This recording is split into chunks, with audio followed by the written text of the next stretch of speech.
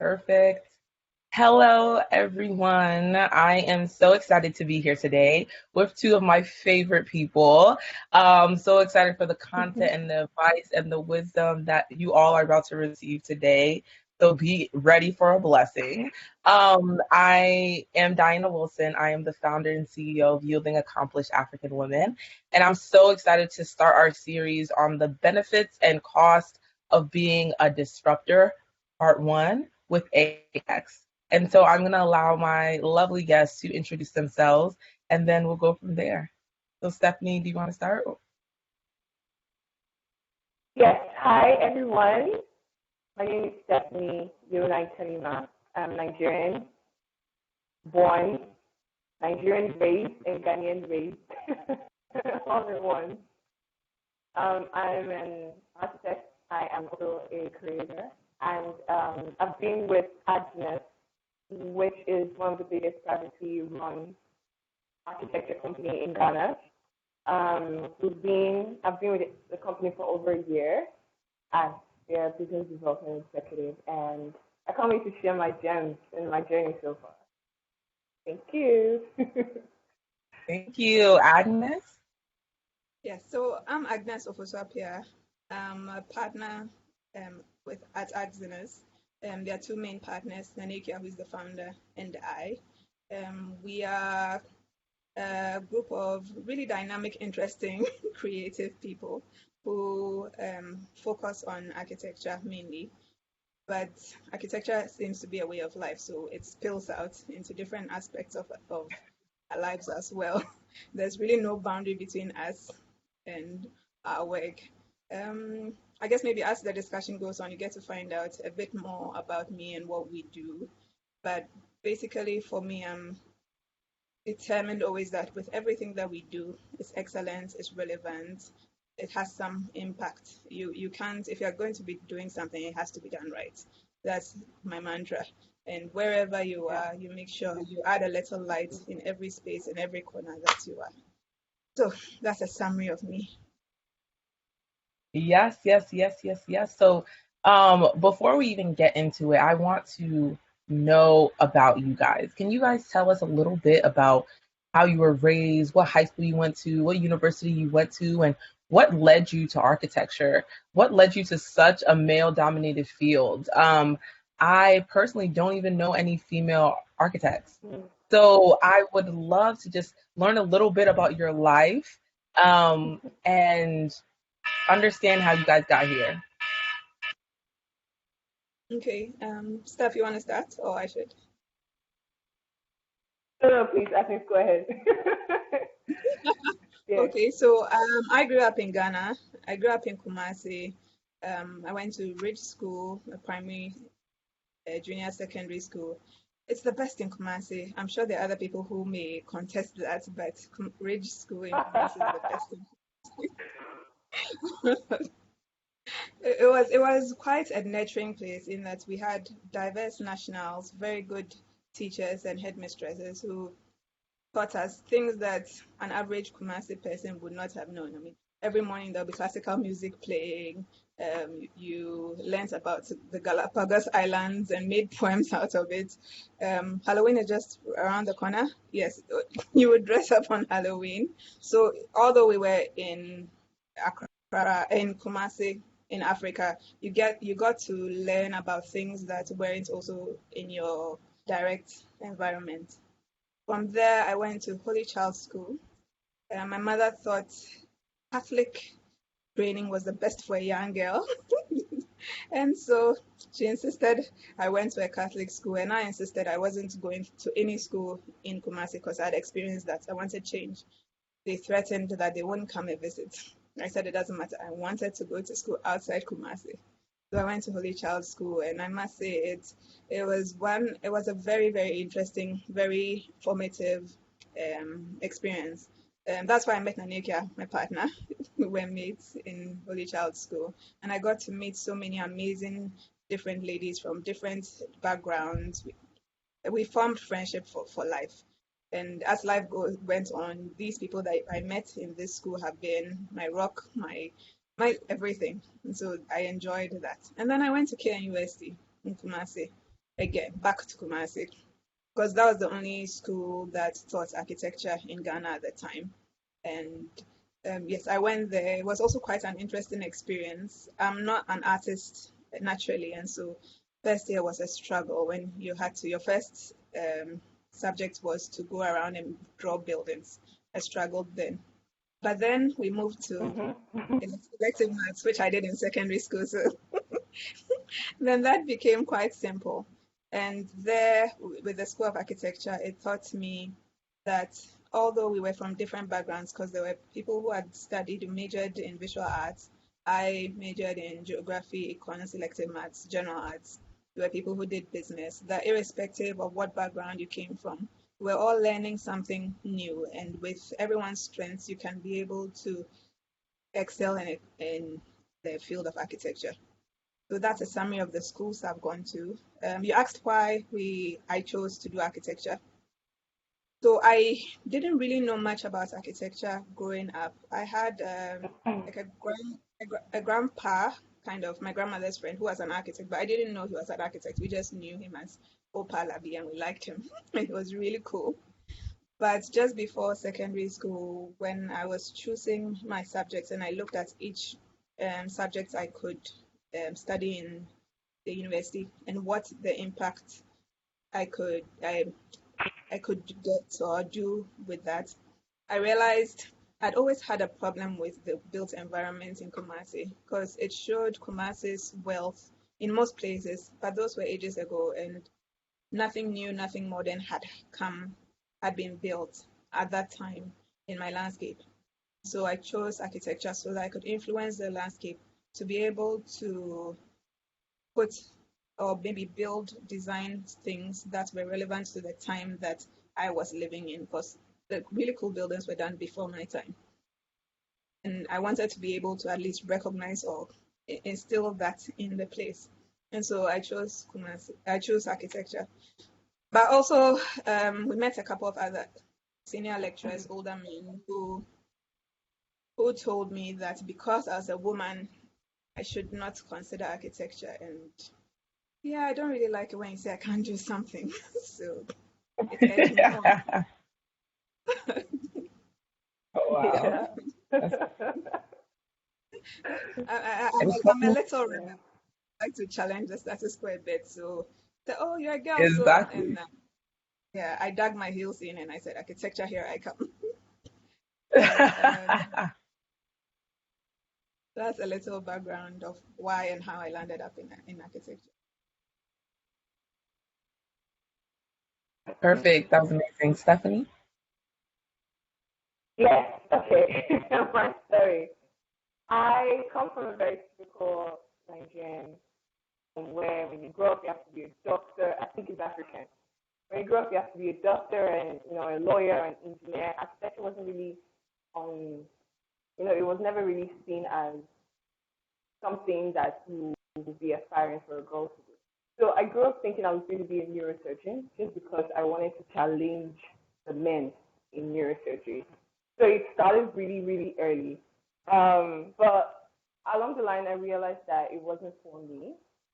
That was when we moved to Accra. I realized that it wasn't for me, and I was so confused. I didn't know what I wanted to study, and I was going to do marketing. But I know I love to draw, I love to design, I love to just generally be in a situation where I can apply both science and art, and kind of create something out of nothing. And so my younger brother suggested that I should study architecture. I said, okay. And I Googled it. And I realized that there were very, very few women studying architecture. And that was it for me. Yes, this is where I'm meant to be. So that was how I got into, architecture. But my background, I come from a very Christian home, very disciplined home, but my parents allowed us to do anything we wanted to do and be anything. I mean, we experimented with so many professions from a very young age. I got to go to the hospital and see what it's like to be a doctor. interns with doctors, even though I had no idea what I was doing, but I got to be around this kind of environment. So it made me really made me able to be self-sufficient, to really challenge, whatever status quo that people would set. So yeah, that's a summary about me and how I got into architecture, and I haven't regretted it at all. It's been wonderful. Perfect. Thank you guys for those amazing stories. And what I love about both of them is from your youth, you guys seem to be disruptors. You wanted to do the thing that you saw a lot of people who look like you weren't in. And what people said you probably couldn't do is Yeah. exactly what you wanted to do. And so I want you guys to really give a clear overview of what AX is and what you guys stand for and what makes you guys unique in the market before we start talking about how you guys disrupted the market. Okay. So, from our name, a very complex sounding name, Arch is for architects.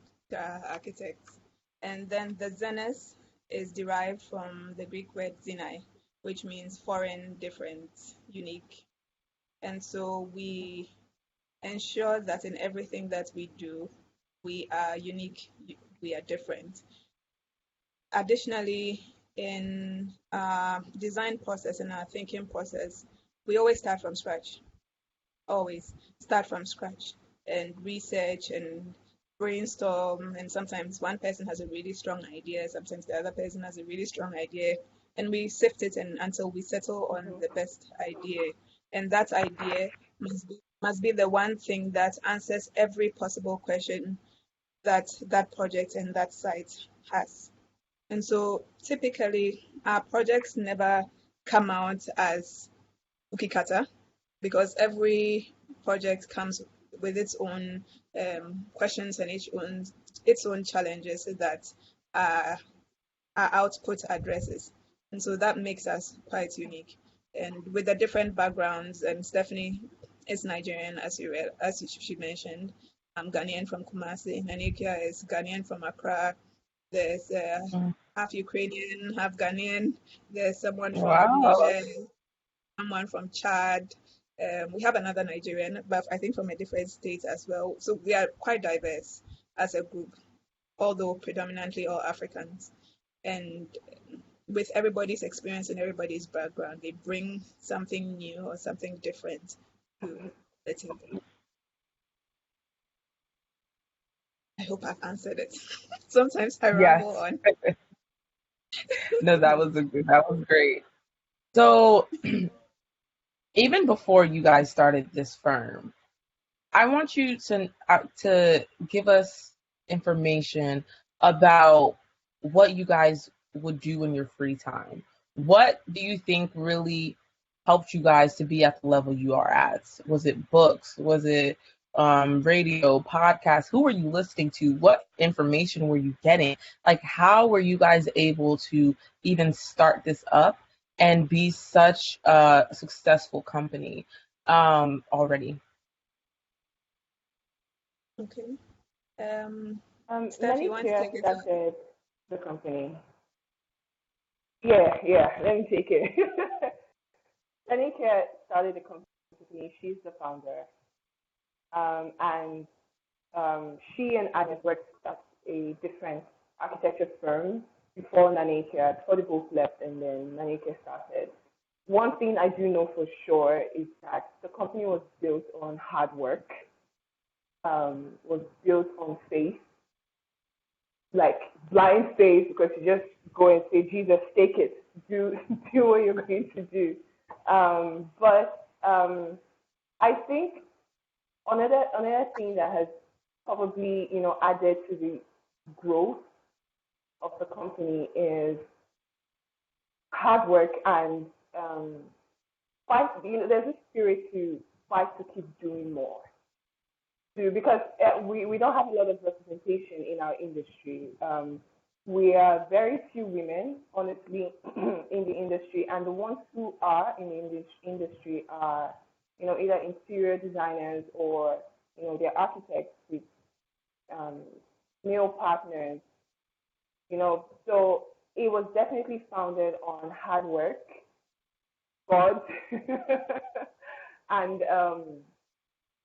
self the ability to keep fighting to make a difference. Agnes, please, put it in. Yeah, so as Stephanie is saying, it's a lot of hard work. A lot of hard work. I mean, the Yes. schools teach you what they teach you, but the schools also, I mean, a lot of our lecturers tell us that you get to learn when you're actually practicing. And so for me and Anika as well, because straight out of school, Anika and I worked in the same firm, and then she set off to start this. I set off. I laugh and say I'm the evangelist of architects because I hop from project to project. But with all of that, it's also to give to get different experiences and to learn more.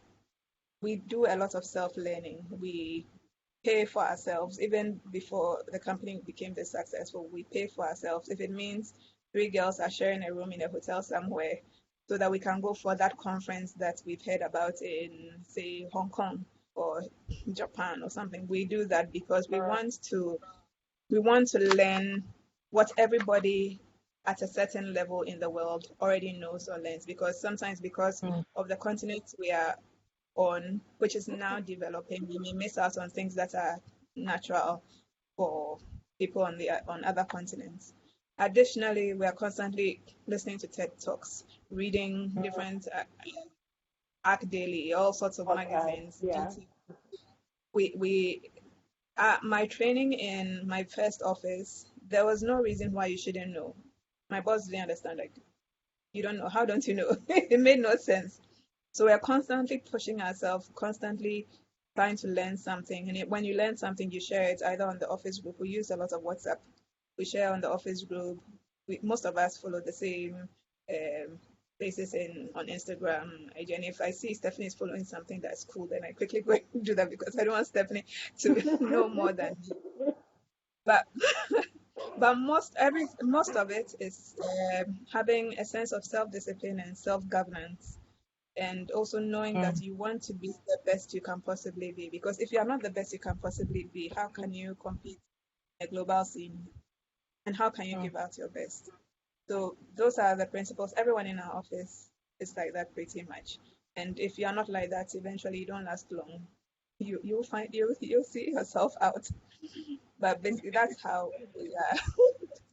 That's how we are as a people. Got it. Conferences, pushing, asking questions.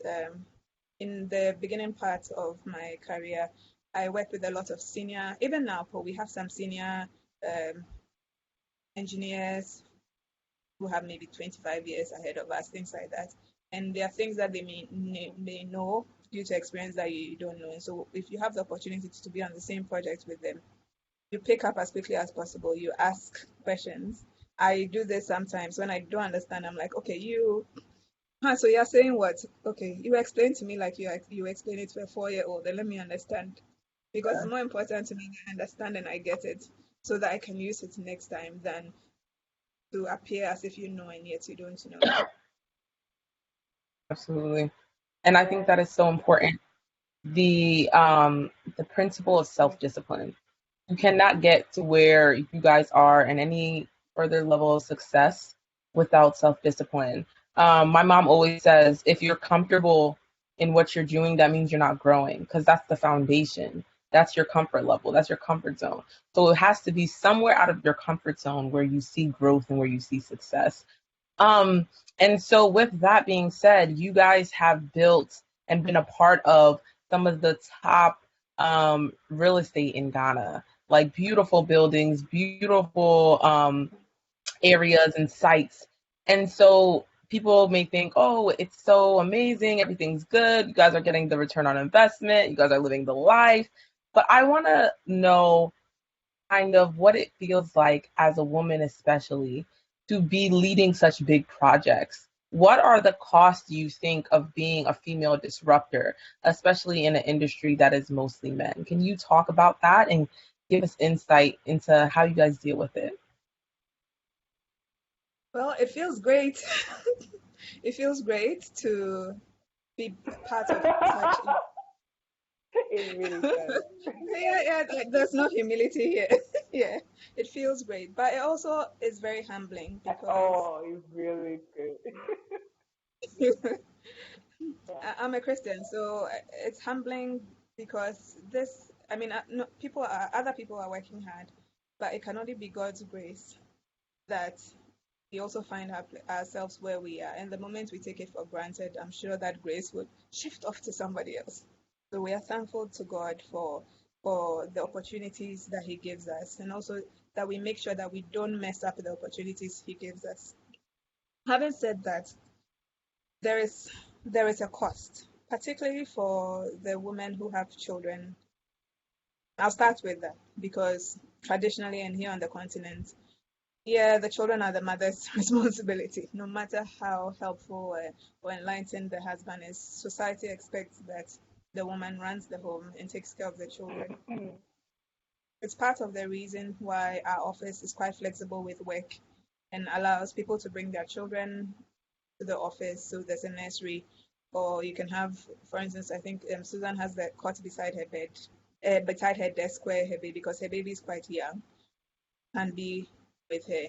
And if you take an hour off or 30 minutes off, that same self-discipline will have to get you back to finish what you're supposed to be doing, because you also know that traditionally people are not allowed to bring their children home. The second cost is also to health, because we work really long hours. We work we work all day, all night, as long as there's a project. And so you have to consciously take care of yourself. Make sure you take breaks. Make sure if you're on medication, you take medication. Make sure you go to the hospital appointments you have to go, because your health is your wealth. And if you're not well, Steffany and I know you can't you can't perform. I'll chip this in. Yes. I, for instance, a year into working out of school, was diagnosed with rheumatoid arthritis.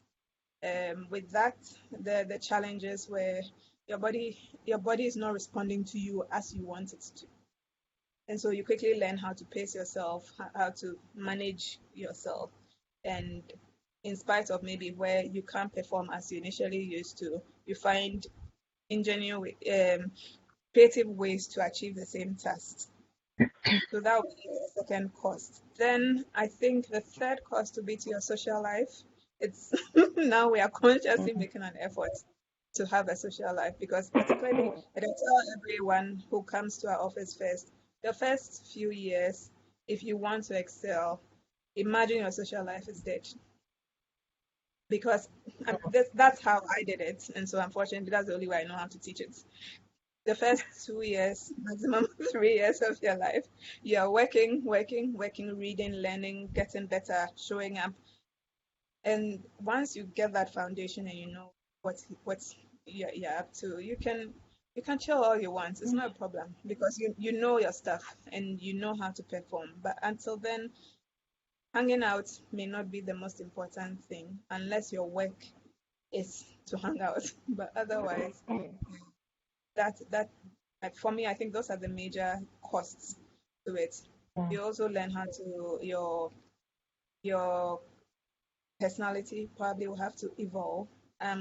Quieter. I would rather stay in a room full of books or mind my own business. But I find myself sitting at side meetings where everybody else is a guy, everybody else is older than me, and and consciously or unconsciously, the men say they don't know they do this, but consciously or unconsciously, they keep trying to challenge you, not maybe outright, but sometimes there are meetings within meetings. Yeah. People come, there are things like that. I attribute it to God told all of us to take dominion. Well, when He created Adam and Eve, and so as long as there's a small leeway, someone will try and challenge you. So you learn how to be be firm and assertive, but not aggressive. And eventually, yes, you can be very assertive and still smile and be nice and girly as they expect you to be. But you do that. I've talked a lot. Yeah, so I For actually really me, want to.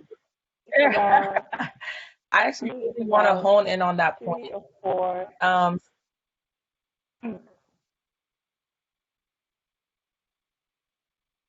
Yeah, go on. Okay. For me, it's about oh, 4, sacrifices that usually happen.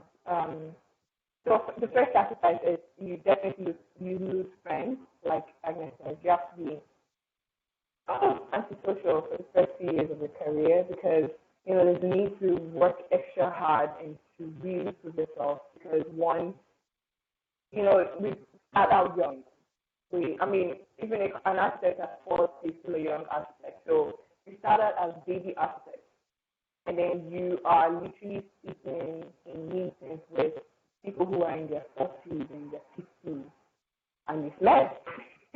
So you cannot not represent your company. You cannot not represent your career. You have to prove yourself and prove your worth. So friendships will go because you have to read a lot. You have to listen a lot to people, people who are going to inspire you. The next thing, I wrote something down. The next thing is there is that you get overly critical of yourself.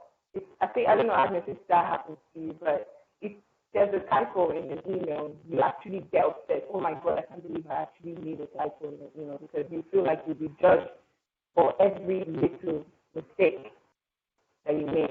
She's a girl. Because she's a girl, that's why you can't do it. It's because she's young. So, and then finally, there's a lot of hard work. I know I sleep. I sleep 4 or 5 hours a day on a very good day. And when projects have a deadline, you only take power nap about an hour or 30 minutes. And because you have to deliver, you have clients who are depending on you, you have other consultants as well who are depending on you because we lead the build team. So, there's a lot of hard work and there's a lot of sickness that also ends up, being a part of it. You definitely fall sick a lot. So, like Agnes said, you have to be on top of your health, take your pills on time if you need to take pills or you have to force yourself to eat. I know I go 12, 18 hours without even remembering that I have to actually eat food. So I usually have a timer on my phone to remind me that, okay, so if you haven't had lunch today, you need to have lunch. So, these are some of the little, the minor sacrifices that has to be made.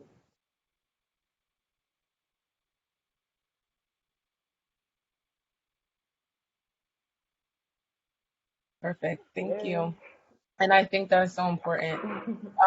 And I want to hone on something you guys said, which is as a woman, as a young woman, as two very beautiful women, you guys are in rooms and you walk into rooms with all men, right? And in the Yeah. culture that we have, it seems as though it's either you are taken as not serious or you're taken as someone who they can flirt with and they can sexualize and everything. How do you guys find a ground where you are neither of those, right? And please talk to women who are in national service and are facing those issues. Talk to women who are in their jobs and they feel like they're facing those issues. What would you say to them? I think it doesn't stop even when you're married and even when you have kids. Um, so, there are a couple of things that I do. As long as you're a bit older than me, you instantly become uncle. And so we start addressing you uncle this, uncle that, You guys and we say, found oh, stones. quickly, quickly. We do that as quickly as possible, and eventually, if you are treating the client as a family member that you're fond of, eventually they kind of back out of a bit. Mostly, not always, but mostly. And then there are those that we know we will never go for a meeting alone. So for certain people, it will always be the two of us. Well, most often it will be two people, three people, but typically our meetings are actually never alone. So I think maybe our culture now, it has become our culture. We are going to see a client, there'll be two people, three people. Most often, the safety numbers. If we are traveling to see a client, most often you are not going alone, you're going with someone. Then there are those that you have to be as professional and as firm as possible and let them know that you are drawing the line, but also be polite about it. Because I don't know whether this is true, but as I understand, some people just try to see whether they will get their way. You're not necessarily the most beautiful girl to them, because the moment you leave, somebody else they'll do the same thing to the other. So you be as firm and as polite and try to steer them towards the project. I've had instances where clients have offered money.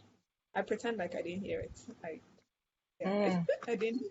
Oh, so you're talking about the project, and oh, sorry, the project. Let's do this. I pretend I haven't heard it. I don't know about it.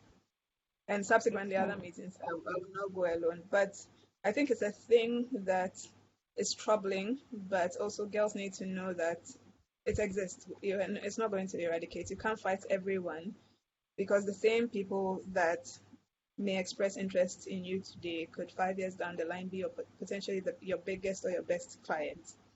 And so you try and find ways and means. If you try this and it doesn't work, you try this, it doesn't work.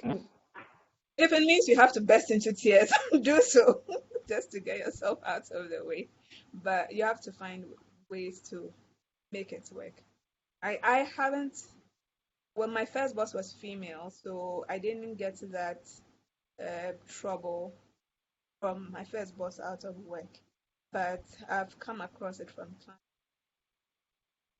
Yeah, things like that. So this problem, dear, I don't know how. I don't know how we can sprinkle holy water on all of them. Yes, bring holy water with you. I feel there's this need when you're in the presence of men, there's this need for them to do something. I don't know if it's just me. No, I mean, even if the person isn't attractive, there's this need to, oh, let me check and see if, I mean, we get, honestly, we get it from everyone. We get it from clients, we get it from masons on site. And your partner's like, oh, mommy, brah, we get it from, when the carpenter comes towards you, it's very annoying. outside. Carpenters, like, oh, sweetie, you come, let me teach you how to hit the nail. Very silly things. We get it from every single person. So the first thing I do is I give physical space, at least 30 centimeters between us. There has to be physical space. So it's like drawing an imaginary line that you can't get in my personal space. And that tends to stop a lot of, because everyone will want to like touch you. Oh, how are you? How you doing? But then if there's that space, it means they have to actually reach out and touch you. That's the first thing I do. The second, like, Agnes says, you have to be firm and professional. Even in a situation where, they are obviously being, they are harassing you, like saying very, making sexual innuendos, and also you have to be firm and still professional, because that person could be in a situation to literally make or break your career, and you're stuck in the middle. You don't want to say something that's offensive, and you also don't want to say something that will lead the person on. So being firm actually also gives another barrier that, okay, I'm being serious. Can we be serious for a moment? And thirdly, if you're uncomfortable, you just need to leave. You need to walk away from that space. Because it could start from, harmless banter, harmless flirting. But if you're not saying anything, and if your body language isn't saying anything to let the person know that you're actually uncomfortable, they could take it as you saying yes, go on. So if it gets too much, I honestly, I always advise, no matter the situation, No matter, I feel if it's a one-on-one discussion, get up and walk away, and then give yourself some time, and then come back and say, "Oh, I'm sorry, I had to leave. Cause suddenly I needed my space for a second, and can we continue with the meeting?" There is there's that obvious, barrier that say, okay, she probably doesn't like what I'm saying, and I probably shouldn't do that anymore. I mean, it's never going to stop as long as we're females, as long as we wear skirts, as long as we're all very beautiful, as long as we're melanated. I don't think it's ever going Amen. to stop.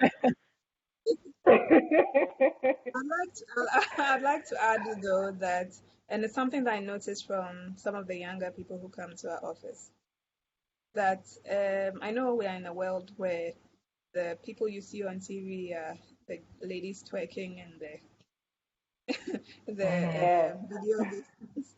And so, unfortunately, for a lot of the young people, their choice of clothing runs in that line. I'm not saying dress up. You're a girl and you need to use your sensuality because God has given that to you for your work. I mean, if you Yeah. look beautiful, Yeah. yes, it's important, but also that in professional setting, you attire yourself professionally. It doesn't mean it will curtail all of this. Definitely not, because I'm sure the ladies who wear the what's it called, the abaya with the slit, the Muslims Mhm. love that. But Yeah. they still get people hitting on them. So it's not about Mhm. clothing, but just also Mhm. being conscious that in a professional setting, you need to carry yourself professionally, and part of carrying yourself professionally is also your clothing. That could help. Mhm. I love everything you guys said. Thank you for your candor and your truth. This is amazing.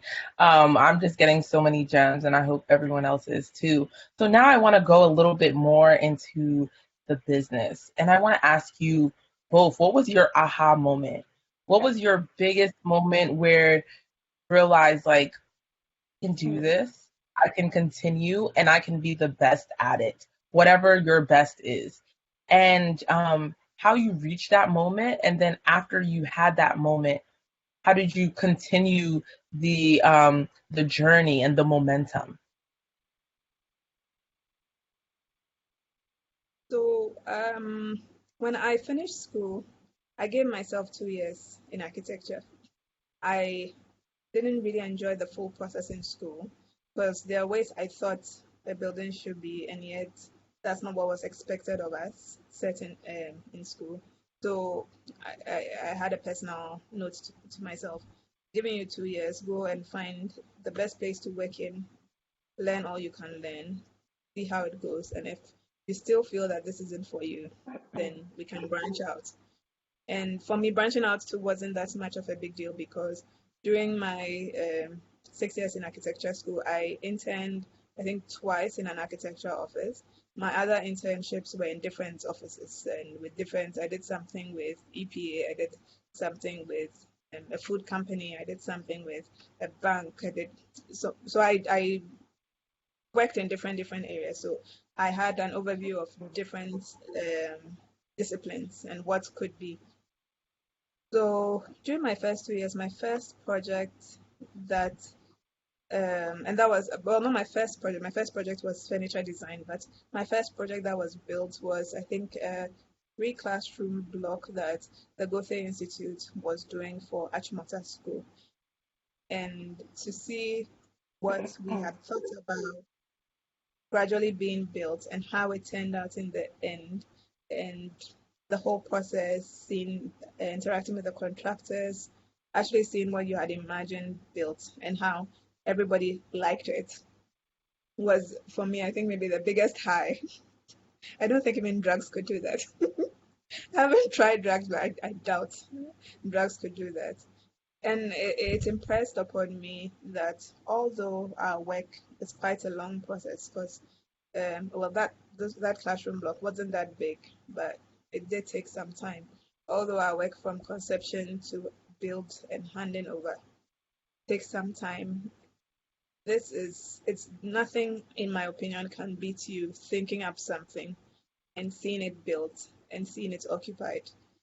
That you go to the same building that you've slaved over for a year and nobody knows you because now it's their building, it's no more your building. And they're enjoying it and they're using it. Every now and then when I go to buildings that we've designed, people like the UMB banks, I enter sometimes to do business and I ask the person I'm dealing with, how do you like this building? He's like, oh, it's really cool. It's really nice. What do you like about it? And they tell you. And in my, I'm smiling inside and I'm thinking, oh, these people don't know this, the tears and the work that went into this, but they're enjoying it.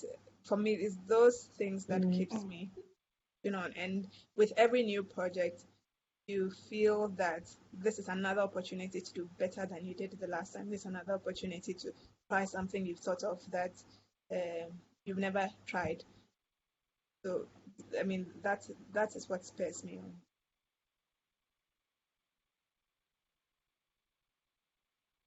Yes, I mean, my aha moment that made me really, proud of perfection was, yeah, like Agnes said, it's actually seeing something you've designed standing and being used.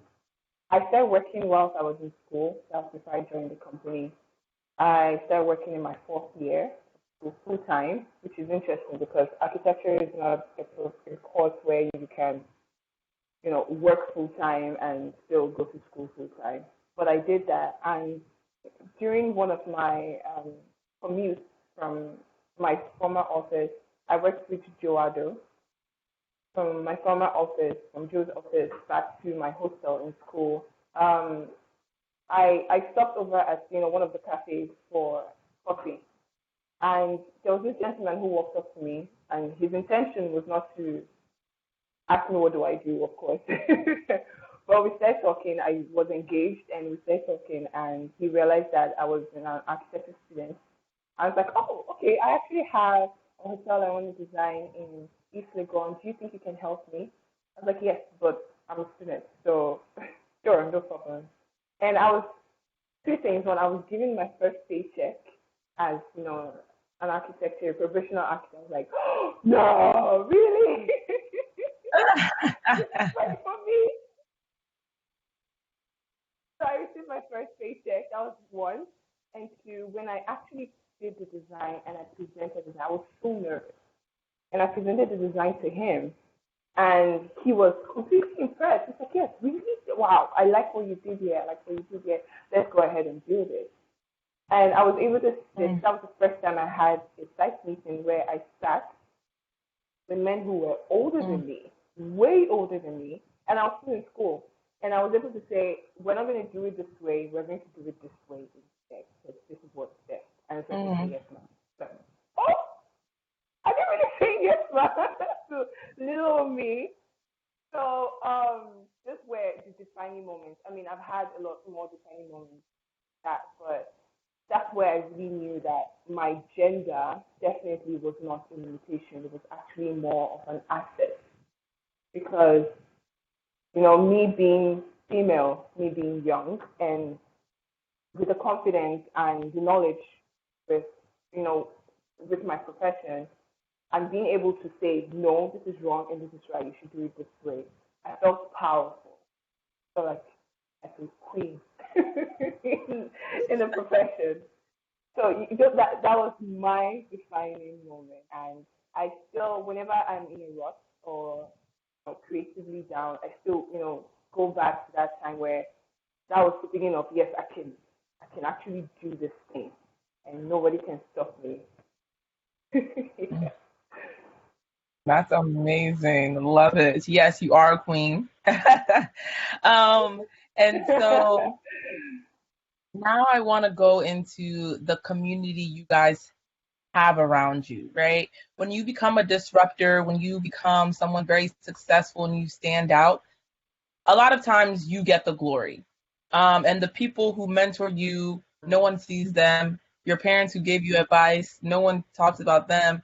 The people who you call when you're in a situation, they're not the ones getting the glory.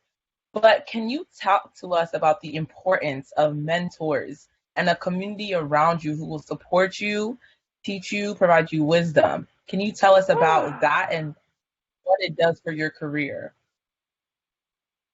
It's very important. I don't have maybe one person. I look at as my mentor. And I don't have one person because I feel that there are different people who give me different things. And so, I mean, I've mentioned my first boss, Madam Christina. She's like the there's nothing like godmother, right? It's only godfather. But anyway, she's like the godmother of architecture for us. They So are I mean, if godmothers. They are godmothers. yes, yes. Yeah, actually we do. When you have kids, anyway. Mhm. So Christina Fella, she's like my godmother for architecture. But there are also different people. Reverend Okumi, who is a QS and an EM project manager as well. When I have challenges, because I manage projects, run projects, project coordinate, contract administrate a lot, I'd run into and ask him questions. If I have issues, I send him a WhatsApp. He'll respond if he can. If he can't, you call. You always need people who have gone ahead of you to be able to give you what they have seen and what they know. Additionally, there are people like, for instance, on art. He's like a creative, super creative. And if there's something art related that I need to juggle, he's my first person to call. And you'd have different people for different things. Someone you call on finance things, somebody you call on. But you have to ensure that you get somebody to speak to on issues that are beyond your scope. Even in the office amongst us, I say everybody has their own superpower. So if there's something that I need to do, and I know that's not my strength, I call the person whose superpower it is quickly to run me through how they'll do it so that I get it done or to help out. You can't live without a community. I mean, the things Steffany has taught me about social media and Instagram and things like that, I would never have known. Never have known. So I do something on my Instagram and then she comes and she's like, I'm proud of you. On my own, I would never Yes. it would never have happened. But apart from the people who are also immediate to you, thankfully we live in a world of technology now. And so we can reach people in different parts of the world, or if we want to, between things like TED Talks and all the YouTube videos and stuff. I was watching, I think earlier today, I missed it when it happened, but the interview between Oprah and Whitney Houston. Now, somebody may wonder why you're watching that is music, but she was a successful woman who ended up having challenges and how she overcame them. I was curious. I wanted to know how that went down because I'm gradually becoming more and more successful. And if you know the pitfalls that somebody has fallen, you learn how to avoid them. So I find you need people close to you, you need people who have gone ahead of you, and you need people who have experienced things and you may not be able to touch or reach them, but their stories, their books are there for you to read and know. It's extremely important because you can't know everything. Yeah. I mean, I always say no man. I mean, I love the saying no man is an island. And you learn every day. And the moment you stop learning is you're doomed. For me, my mentors literally are everyone I come in contact with. I always feel the need to take something from them, no matter what it is. No, I'm very, oh my God, I'm like a pet. I will keep hounding you and hounding you and hounding you until I can get something out of you and then I run with it. She's the office space.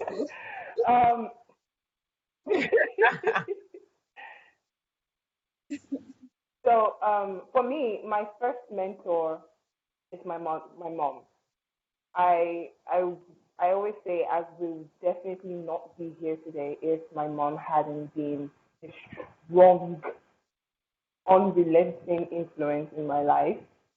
The kind of things she's endured because of me and the kind of child I was growing up. When I'm receiving my first award, I'm going to be like, this goes to my mom. Honestly. And then my other mentors, of course, mentors, being my bosses, every single person I've worked with has been a mentor for me because I love to pick people's brain and to see different situations and how they were. Sometimes I even invent situations just to hear what they say. I listen to podcasts every single morning. Something new, something on science, something on history, something on art, architecture, and I love Oprah Winfrey. I love her story. I love how relentless she was. And then, even Linda Ikeji from Nigeria as well. I think they are the typical examples of what it means to really make it as as a woman. So, and personally, my environment is very important to me. If something is wrong in my environment and the people that I hang out with, I cannot function.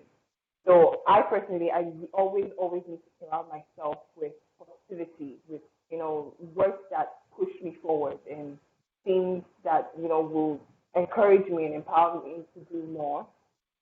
So mentorship is very important. I can't stress that enough. Mentorship, the freedom to go and ask somebody who knows more than you for advice. Um, I just want to give another, mention my colleague as well, Joseph Conte. He's been, a big help. And, for me, my mentors also don't let me sleep as much as I don't let them sleep. Like, Steffany, what are you doing today? What's your plan for this and what's your plan for that? So, it's a two-way street. As much as I'm receiving from them, they also, receive from me as well, and they also guide me.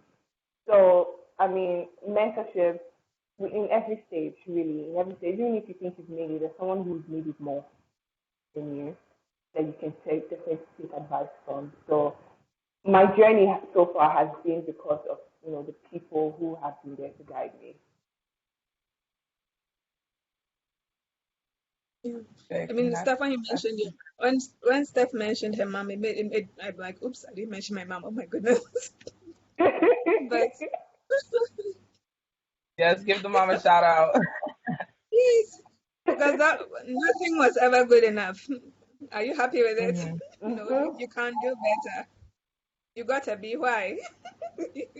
Why did you get a Exactly. B? Why did you get a B? Yes. And I think it's those things constantly pushing you because they know you can do better, which has made us the people who's always looking for something, looking for information.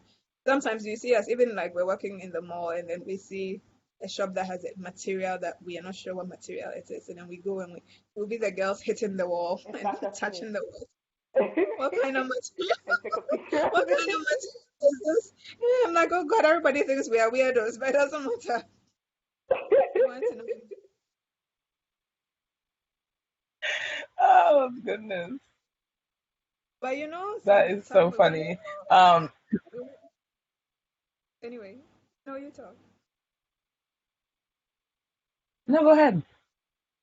Okay, no, I was saying that as much as initially I used to think we are the weirdos, we enter into a space and the floor is really cool. I was in a restaurant in Lagos and the floor was so, I hadn't seen this floor and I was wondering I was with a client, what kind of floor it is. And they are not architects, so they wouldn't know. So as we sat down to eat, I took off my shoes and felt so I could feel the ground and figure out what it was because I couldn't bend and go and touch it. And then realized that it was pigmented concrete, which was really, really cool. But then we went for a conference in Oh my South God, I've Africa done once, that and there was before. another that literally went on the ground. He was from a different country. He went on the ground to tap the ground. And I'm like, oh, we are not alone. Like, we are not weirdos. People actually do this. People actually do That this. is funny. So if I see you guys tapping a wall, I'll be okay. I'll be rest assured. Yeah, yeah. Lost It's it. normal. It's normal You behavior. haven't lost it. That is so funny. And so in our Mm. last few minutes on the call, I want you guys to advise all entrepreneurs, all disruptors on what you think the most important mantra to live by is, or the most important um, advice to live by is, and to share it with all of us. If you want to go, oh, I should go. Yes, I want to go first. Thank you. Um, for for me, what I live by is patience and hard work. It's very. I mean, we're in the age of fast life where everybody wants it right now. Um, you know, the skill of hard work is actually gone, and unfortunately, we're also in the era where we have to do two, three things at the same time to survive. Um, our fathers used to have one job and they can work that one job for 20, 25 years and they are good. Kids are taken care of, they have Mm-hmm. houses in Dubai and everything. But for us, that one job is not even going to pay the rent. Talk more of actually taking care of you or even fulfilling a dream. So because of that, because of this era, there is a need to, want it to be done right now, be done fast. And I know that your audience is young women below perhaps 25 or below 30. And I'll just like to say, take your time. Take your time. Success is a journey. It's not, you can't have success overnight. And true success that lasts requires time and patience to to happen. And hard work is really, really, really important. If you think you're probably just going to sit somewhere and God is going to send a dog or manna from heaven to bless you, in this day and age, you really are deceiving yourself.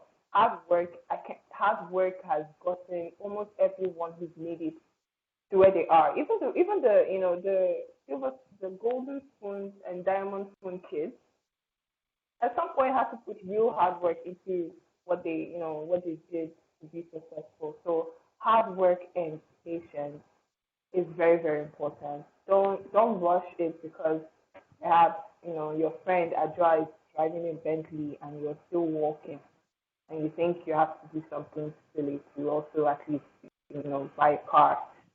Just be patient and trust the process because it's gonna happen. It's definitely going to happen to you. With hard work and consistency, it's gonna happen. That's beautiful. Stephanie has said it all. Stephanie has said it all. So I'll just add a little bit. I'll just add a little bit. So for me, I'd say that, and really what Stephanie has said is true. We are in the era of fast food, fast everything. And so a lot of young people think success has to come quick, but anything done too quickly without the right principles will not last. It'll be like you won the lottery. If you didn't have a plan for it, you finish the money and then you're back to square one. So I would say that for all young people, let's start with giving reverence to what has come before you. No matter how brilliant or how smart you are, the people who have gone ahead of you, the principles and things that have stood before you, can still influence you, even if it means that you are going to be a little rebel, which is my next thing. You have to be a bit rebellious, but your being a rebel will be based on what already exists. And if you don't understand what already exists, you wouldn't know why you should do it a different way, which is really you thinking out of the box or being out of the box. And so, first, you give reverence. Second, be rebellious. Don't accept the status quo that's how everybody does it. So that is it. Or oh, you didn't tell me. Oh, I didn't know. Those phrases, yeah, they irk me. There's no such thing Oh. as you didn't tell me, I didn't know. You, if you haven't been Yeah. told, find out and come up with your own. So the rebelliousness I'm asking for is not the kind that is negative. It's the kind of rebelliousness that brings out the positive. And then make sure that whatever you do is relevant to the place in your target market or the people you are doing it for. You can't build an igloo in Ghana. Well, unless you put it in a frozen room, but you can't put an igloo outside. It has to be relevant to the people. And so whatever you do, whether it's in Yeah. fashion, whether in architecture, which is our field, even if it's in finance or technology, you have to make sure it's relevant to our people. Something, for instance, like this mobile money. Mobile money didn't come from the West, but it works perfectly here because of the way it's structured. And so finding some kind of banking solution which isn't tailored here will not work here. See our banking crisis that's happened, but that's that's for a different day. It has to be relevant. And if you are able to do all of this and do it with hard work and consistency, you will have an enriched life and you would have an enriched product or an output. And that's what you'll be remembered for. I keep saying that we are where maybe the US or the UK was maybe like 100 years ago. There's so many problems that need to be solved. And if you tackle one problem and you solve it using these additional principles, you'll be remembered. You'll be in the books like Ford and people like that we know because yes, you'll be in the books. So so we should do that, and we can solve only we can solve problems.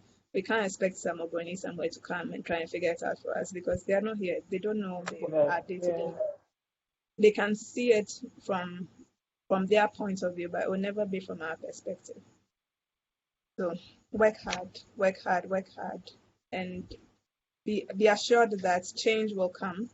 And you may think that a certain way is a certain way of doing things, but if you are flexible and you hold to these principles, but accommodate the turning times and the turning changes, you will succeed. I'll end here. Amazing, amazing, amazing. I just got so much from this call today. I think the title of it is Reverence, Rebellion, and Relevance. I think that is all sums up the whole call today. So beautiful, so well said. Thank you guys so much for being on the call, and super excited to be able to hear from you guys today. So thank you so much, and I hope everyone enjoys this wonderful webinar we had. Of course. Yes, and be on the lookout for part 2 of the cost and benefits of being a disruptor. Right. Thank you, guys. Thank you.